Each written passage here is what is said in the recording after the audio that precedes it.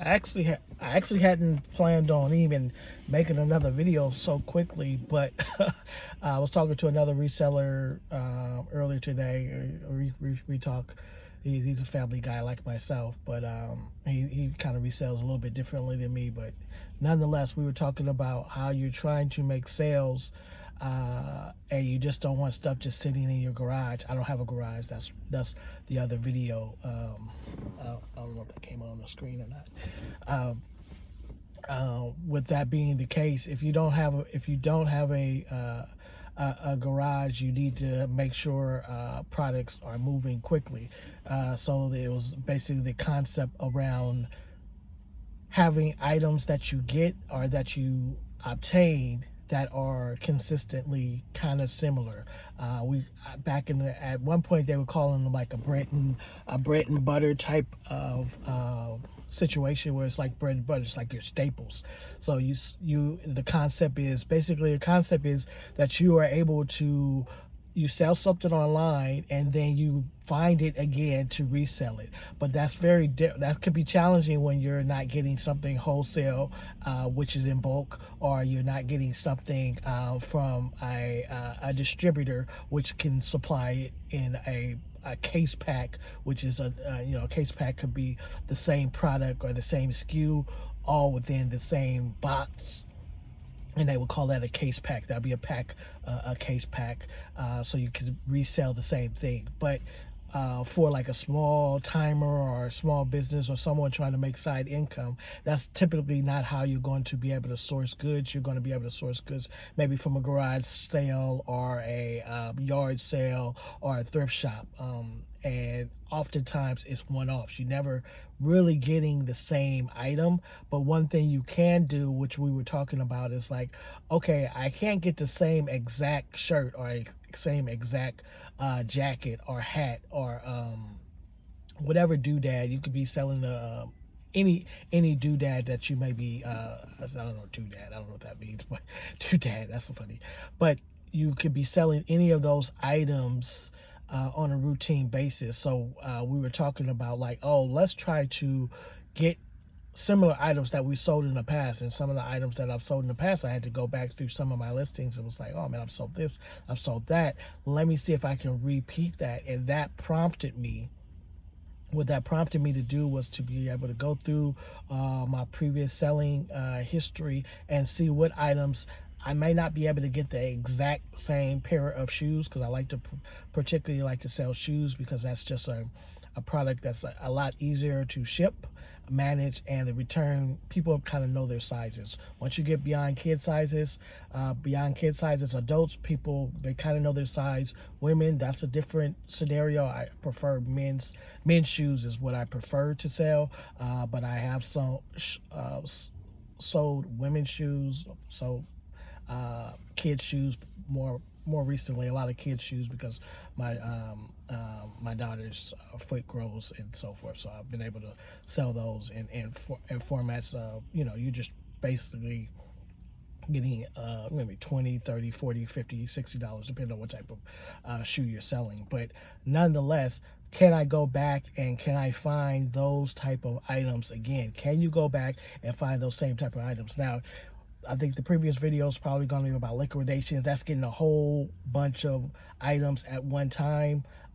Some people are getting liquidations in a mixed format, which is like a range of conditions. That's not what I'm looking to do, but that is a genre. There's a genre of people that are specifically buying Costco returns, Amazon returns, Target returns, Home Depot returns, Lowe's returns. These are all retailers that have a gluttony or a glut of returns.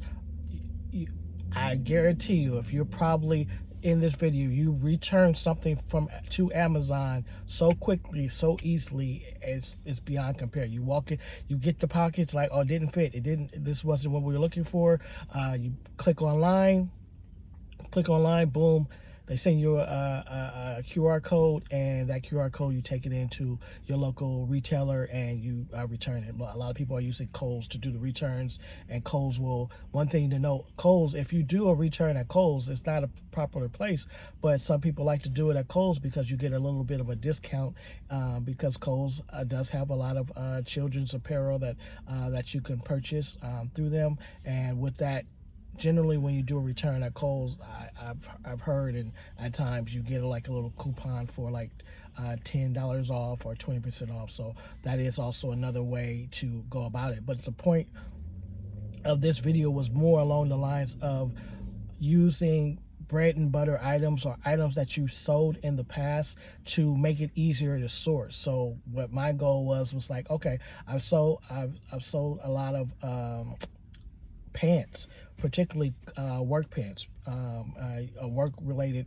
work wear, and it's like you have like Carhartt, you have Wrangler work, Dickies, Ben Davis. If you're from Ben Davis, is popular in Northern California. It's kind of like a sub niche. Some people may not be aware of Ben Davis as a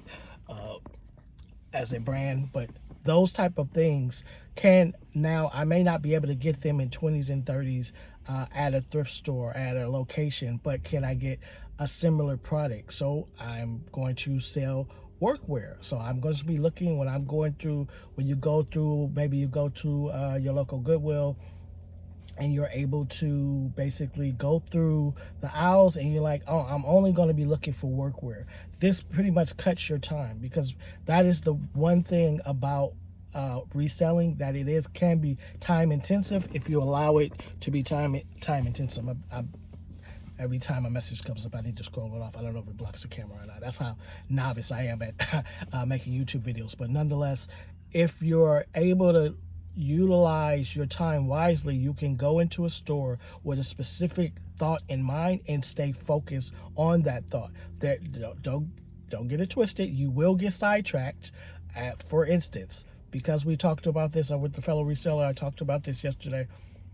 I was able to go into a Goodwill, the G-Dub, for Goodwill, for those that know, they know. If you don't know, GW stands Goodwill and whatnot.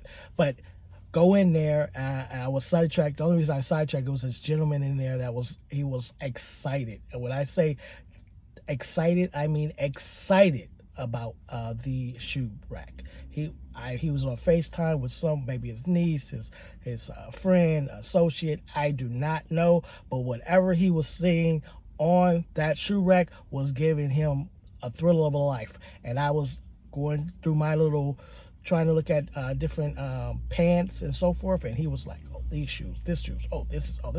I was like, maybe I'm missing out, but that wasn't my focus. I don't really buy a lot of used shoes. I haven't bought any used shoes. That's just not my genre of resale. But if I have them if I've worn them myself, I'll resell my own shoes, but I haven't bought shoes to resell. But that is a niche within itself.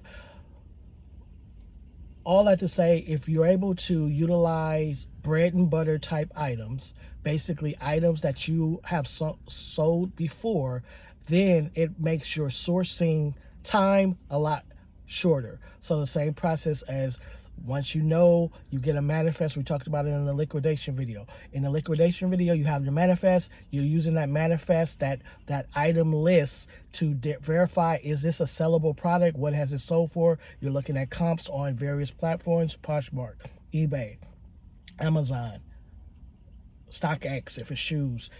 Some people are using Facebook Marketplace to sell. But all of that, you can utilize that to be able to say, do I have 15 or 30 minutes to be able to dedicate to run to this store or this store, and that's it. For instance, I think what I'll try to do is be making videos on the day that I'm able to, when I'm making a drop off. Most of my sales are online, and a lot of them are, pretty much all of my sales are online. First and foremost, I just don't have the time to be doing hand-to-hand combat, or i.e. face-to-face. No, though I've done it historically, I don't do that anymore because my time is just not there. But and I use Amazon FBA. I've used various formats, but right now I think I'll just make a video each time I'm dropping off to the UPS store, because that's pretty frequent. But the one thing that I did want to say about the about your sellings on eBay, they do allow you don't need to even have a printer. So don't let you not having a printer be a barrier to entry. Don't let not having a large breadth of cash flow to be an entry. One, I'm about to drop this off, this little bread and butter package, as I would call it, just a little whoopty whoopty. Whoopty whoopty, that's West Coast for it. It's something in there that I don't really want to say out loud. But it's nothing inappropriate, but just that you can basically, you don't even have to have a printer to be able to ship it out. I'm going to go to the UPS store, which is right here. I don't even know. I wonder, can I turn this thing around? I can't turn it around. But that's the UPS store. Boom, boom, see. Okay, sorry. So that was the UPS store. And I'm going to drop off this package. I'm going to use the QR code that I got sent via eBay. And I'll just go give it to the guy. He'll scan it in. He'll label it. And boom, it's done.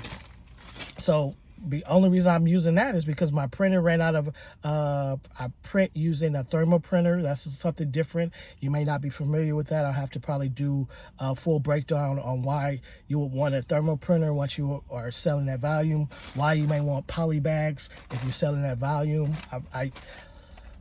Over the course of time, I've sold so many products over the course of time. Some things are second nature, as I mentioned, and the reason sometimes you would have a poly bag, you get a large poly bag, if you can tell it. I basically just flipped this bag, put the product inside, flipped it, packaged it up, little tape that I have. You need supplies as well. You need a printer sometimes, but you don't need a printer. You do need tape, and you may want to get some baggies or poly bags, and you can get that on Amazon easily, very, very quickly, and you're able to do that and basically drop it off. Another thing to know is that if you have a credit card, a lot of times your credit card will have additional ways you can obtain rewards points or get rewards discounts. For instance, Capital One, if you go into their shopping area, you can get sometimes it could be 2% back, 3% back, 4% back on purchases at retailers.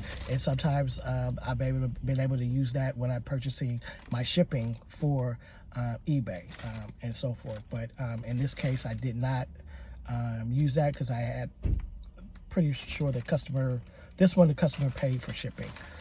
So yeah, it's going to eBay, selling online is a lot involved. I'm going to just try to make videos on a recurring basis, just 10 to 15 minute informational videos that what I deem to be routine that might be helpful for somebody else that's trying to add a few dollars or add some coffee money, because where we live, I kid you not, coffee is literally $8 to $10 if you want a good cup of coffee. Now, I'm not trying to be snooty and say you can't have McDonald's coffee or Dunkin' Donuts, and to each his own. I'm in Northern California. We have a lot of coffee shops out here, so I would do myself a disservice by not trying to explore